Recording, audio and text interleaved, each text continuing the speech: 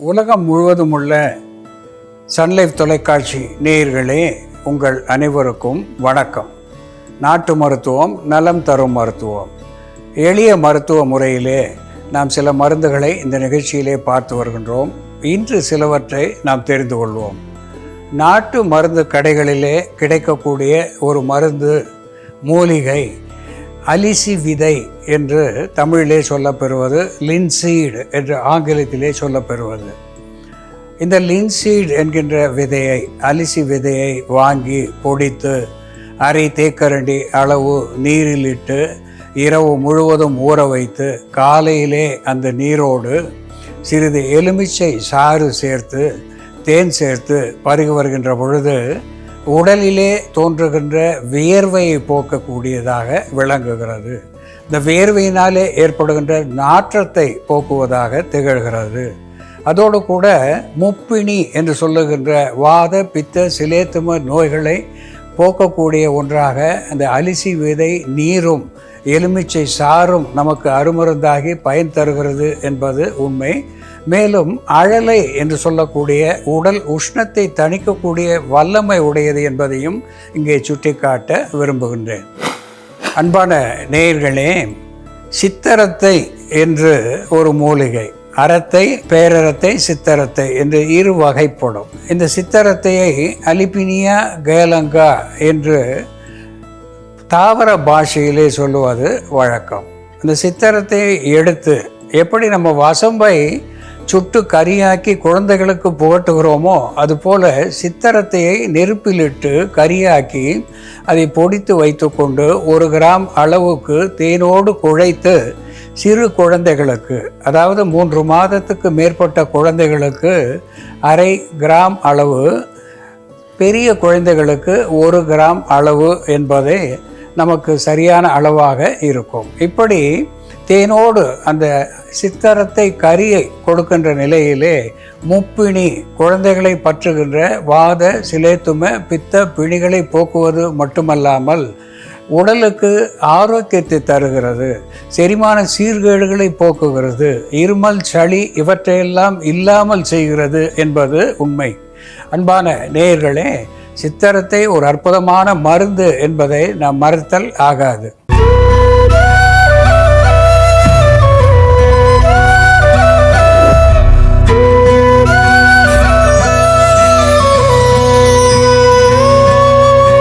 அன்பான நேயர்களே, மேங்கிஃபெரா இண்டிகா என்று தாவர பெயராலே சுட்டப்பெறுவது, மேங்கோ என்று ஆங்கிலத்தை சொல்லப்பெறுவது, மாமிடி என்று தெலுங்கு பாஷையிலே பெயரை பெற்றிருப்பது, அம்ரா என்று வடமொழியிலே சொல்லப்பெறுவது, அம்ரா என்று. இது ஒரு அற்புதமான கனியாக விளங்குகிறது. புராணத்திலே ஒரு மாங்கனிக்காக 2 கடவுள்கள் சண்டை போட்டதை நாம் அறிவோம்.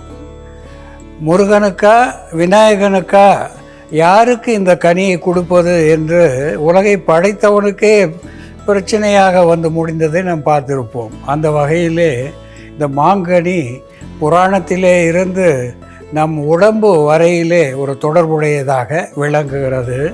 பெயரிலேயே மாங்கனி, மா என்று சொன்னால் பெரிய என்று பொருள் பெறும், கனி என்று சொன்னால் பழம், பெரிய கனி, கனிகளிலே பெரிய கனி.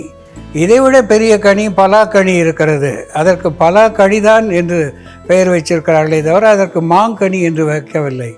இதனுடைய பொருள் அறிந்து, இதனுடைய உபயோகம் அறிந்து அப்படி பெயரை வைத்திருக்கிறார்கள். இது புளிப்பு சுவையை உடையதாக விளங்குகிறது. காய்கள், அந்த காய்களிலே அஸ்கார்பிக் ஆசிட் என்று சொல்லக்கூடிய விட்டமின் சி செறிந்ததாக விளங்குகிறது. அதனுடைய கொட்டைகளிலே துவர்ப்பு சுவை உடையதாக திகழ்கிறது. அதனுடைய கொட்டைகள் உட்புற கொட்டைகள். இதை நாம் வெளியே வீசி விடாமல், இப்பொழுது பருவம், பழத்தினுடைய பருவம் என்பதனாலே பழத்தை வாங்கி தின்றுவிட்டு கொட்டைகளை வீசாமல் சேகரித்து வைத்து இருந்தோமேயானால் இதனுடைய துவர்ப்பு பேதியை நிறுத்தக்கூடிய ஒன்றாக இருக்கும். சீதபேதியை நிறுத்தக்கூடிய ஒன்றாக இருக்கும். வெள்ளைப்போக்கை நிறுத்தக்கூடிய ஒன்றாக இருக்கும். அதனாலே இதை சேகரித்து காய வைத்து கொள்ள வேண்டும் என்பதை இங்கே நினைவுபடுத்துகிறேன். இந்த மாங்கொட்டை வயிற்றில் இருக்கிற பூச்சிகளை வெளித்தள்ளுகின்ற ஆந்த் ஹெல்மின்திக் என்கின்ற மருத்துவ குணத்தை பெற்றிருக்கிறது. இதனுடைய கனிகள் பார்க்கின்ற நிலையிலே மஞ்சள் நிறத்தை இது பெற்றிருக்கிறது. எந்த ஒரு கனியோ காயோ கிழங்கோ மஞ்சள் நிறத்தை பெற்றிருக்கிறதோ அதில் பீட்டா கெரோட்டின் என்று சொல்லக்கூடிய மருத்துவ குணம், ஆன்டி ஆக்சிடென்ட் என்கின்ற மருத்துவ குணம் அதில் நிறைந்து இருக்கிறது. கேரட்டு எப்படி மஞ்சள் நிறத்தை பெற்று கெரோட்டின் என்கின்ற மருத்துவ குணத்தை பெற்றிருக்கிறதோ அதுபோல் மாங்கனி கூட மஞ்சள் நிறத்தை பெற்றிருப்பதனாலே இதில் விட்டமின் ஏ அண்ட் டி சத்துவம் மிகுதியாக இருக்கிறது. கண்களுக்கு மருந்தாகிறது. அதோடு கூட தோல் நோய்களுக்கு மருந்தாகிறது. உடலுக்கு உரமூட்டுவதாக திகழ்கிறது.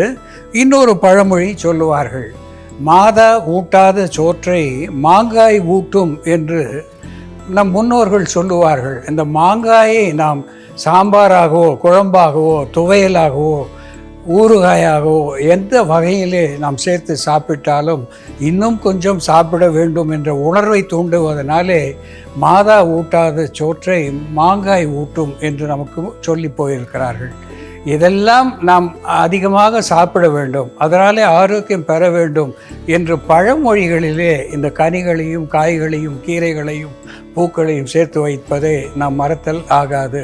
அன்பான நேயர்களே, மாங்காய் எப்படி மருந்தாகிறது, மாம்பழம் எப்படி மருந்தாகிறது என்ற செயல்முறையிலே பார்ப்போம். பாருங்கள் நேயர்களே, நாம் இன்னைக்கு மாம்பழத்தை பயன்படுத்தி மலச்சிக்கலை போக்கி வயிற்றில் உள்ள புழுக்களை அகற்றி இரத்தத்தில் உள்ள ஹீமோகுளோபின் லெவலை அதிகரிக்கக்கூடிய ஒரு மருந்து, தோலில் உள்ள பிரச்சனைகளை சரி செய்யக்கூடிய ஒரு மருந்து இப்போ தயார் பண்ணலாம். இதற்கு தேவையான பொருட்கள்: நன்கு கனிந்த மாம்பழம், சுக்கு பொடி, வெல்லம்.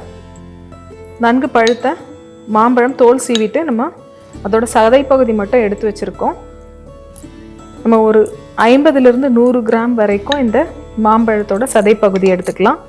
அதோட ஒரு 2 சிட்டிகை சுக்கு பொடி சேர்த்துக்கலாம். ஒரு சிலருக்கு மாம்பழம் சாப்பிட்டா கூட இருமல் அதிகமாகும், வீசிங் வரும். அந்த மாதிரி இருக்கிறவங்க சுக்கு பொடி சேர்த்து எடுத்துக்கிட்டோம்னா காஃபோ அல்லது வீசிங்கோ வராது. சுக்கும் நமக்கு டைஜஷனை என்ஹான்ஸ் பண்ணக்கூடிய மருந்தாக இருக்கிறதுனால, அகட்டுவாயு அகற்றியாக இருக்கிறதுனால நம்ம சுக்கு சேர்க்குறோம். இதோட நம்ம வெல்லம் கொஞ்சம் சேர்த்துக்கலாம். வெல்லம் இங்கே நம்ம துருவி வச்சுருக்கோம். வெல்லம் அல்லது நாட்டு சர்க்கரை. இது செரிமானத்தை தூண்டக்கூடிய ஒரு மருந்தாகவும் மலத்தை வெளித்தள்ளக்கூடிய மருந்தாகவும் மலத்தை இலக்கி வெளித்தள்ளக்கூடிய மருந்தாகவும் செயல்படும். அதே போல் வயிற்றில் உள்ள பூச்சிகளை அகற்றக்கூடிய மருந்தாகவும் இருக்கும். நமக்கு ஹீமோகுளோபின் ஃபார்மேஷனுக்கு எப்படி இரும்பு சத்து முக்கியமோ அதே மாதிரி புரதச்சத்தும் முக்கியம். மாம்பழத்தில் புரதச்சத்தும் அதிகமாக இருக்கிறதுனால நம்ம மாம்பழத்தை வெல்லத்தோடு தொடர்ந்து சேர்த்து எடுத்துக்கும் பொழுது ரத்தத்தில் உள்ள ஹீமோகுளோபின் லெவல் அதிகரிக்கும். இதை அரைச்சிடலாம்.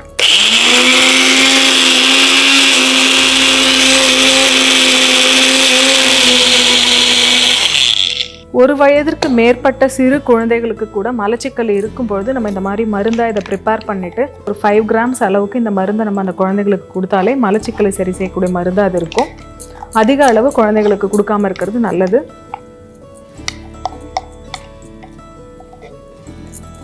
மாம்பழம் அதிகமாக சாப்பிட்றதுனால வரக்கூடிய வயிற்று வலிக்கும் வயிற்றுப்போக்குக்கும் மாம்பருப்பை நம்ம மருந்தாக பயன்படுத்தலாம்.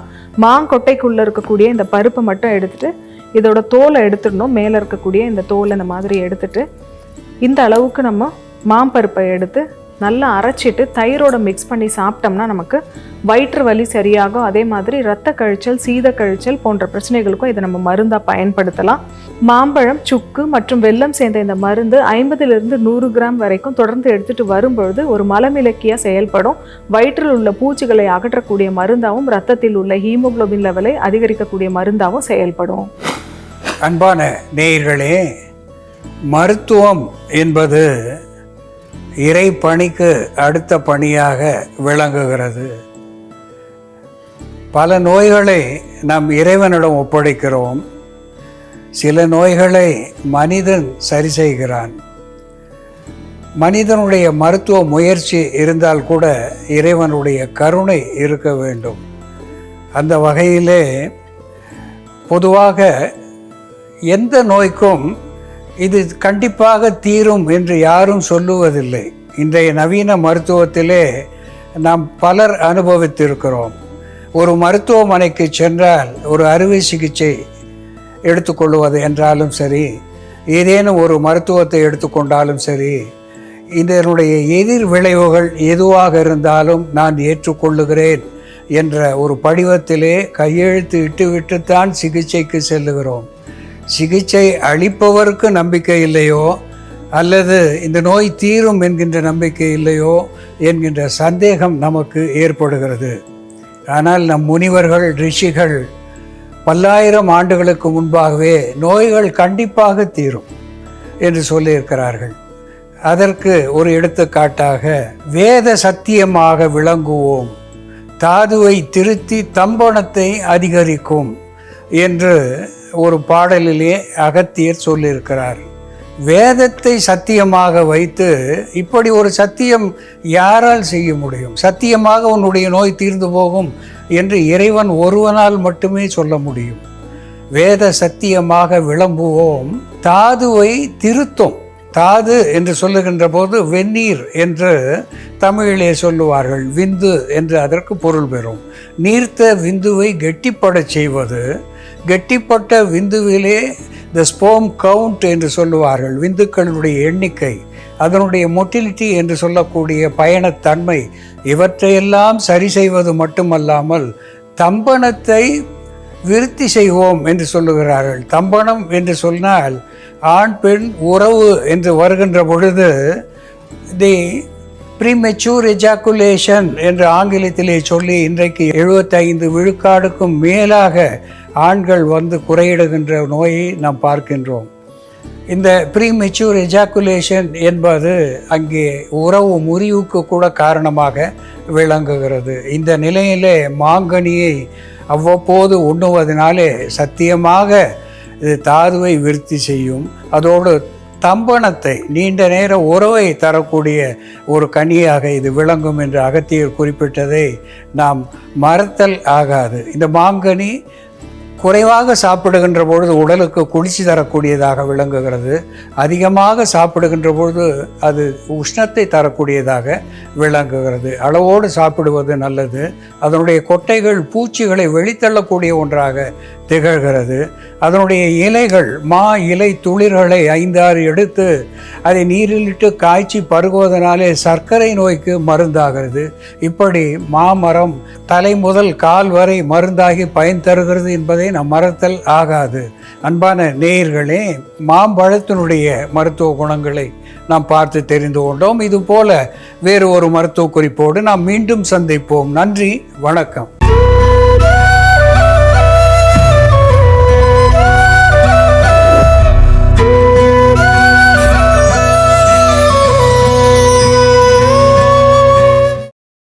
இன்னும் பல வீடியோக்களை காண சன் லைஃப் சேனலை சப்ஸ்கிரைப் பண்ணுங்க.